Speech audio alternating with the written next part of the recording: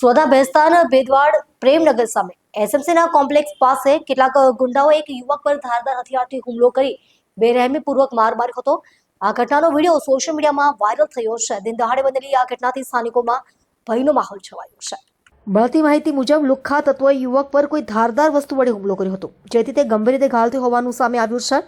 આ ઘટના દિન દહાડે બની હોવાથી આસપાસના વિસ્તારમાં ભયનો માહોલ સર્જાયો હતો। સ્થાનિક લોકોના જણાવ્યા મુજબ આ શખ્સો લાંબા સમયથી વિસ્તારમાં આતંક મચાવી રહ્યા છે અને પોલીસને ખુલ્લો પડકાર ફેંકી રહ્યા છે।